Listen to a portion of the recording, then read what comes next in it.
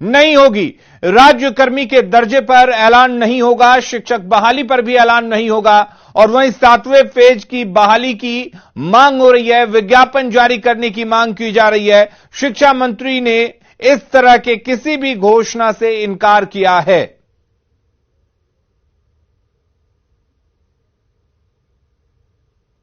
शिक्षा मंत्री जी, कल 5 सितंबर है, यानी खाली खाली तो नहीं मनाएंगे गुरुजी, कुछ तो नया रखे होंगे आप। दिया हूं ना, कुछ नया रखे होंगे। अभी न दिया हूं, अंतर वेतन की राशि अभी दिया हूं ना, 4 दिन पहले कैबिनेट हुआ है, 1 हफ्ता भी नहीं हुआ भाईजान। नया क्या दे रहे हैं? तो नया तो ये कह रहा हूं कि भैया आप शिक्षा दान समझ के दो, चाहे जो समझ के दो। आप शिक्षक की अपनी भूमिका जो शिक्षा संस्कार में जो ह्रास हुआ है, सरकार के स्तर पर कोई कमी नहीं है, सरकार कोई कमी कर भी नहीं रही है। आप समझिए, पोशाक राशि,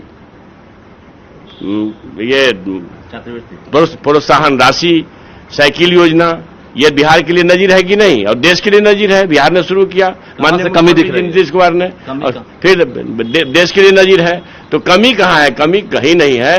कमी है तो शिक्षा संस्कार में जो ह्रास हुआ है, उसको अपने विरासत को याद करते हुए, अपनी थाती को याद करते हुए, ज्ञान की भूमि बिहार में ज्ञान सर्वोपरि हो, यह इस देश में राज्य अव्वल स्थान प्राप्त करे शिक्षा जगत में, यही आपके माध्यम से कहना चाहता हूं। 7वें फेज को लेकर लाठीचार्ज हुई और जो स्टूडेंट घायल हुए, फिर से प्लानिंग है कि 5 सितंबर को अगर आप कुछ घोषणा नहीं करते हैं तो आंदोलन करेंगे। एक बड़ी चुनौती है फिर आपके लिए 7वें फेज का विज्ञापन प्राइमरी के लिए। आंदोलन अख्तियार है, इस पर तो कोई रोक नहीं है, और आंदोलन के दरमियान जो अधिकारी गलती किए, इतना जल्दी कहीं कार्रवाई होते देखे हैं?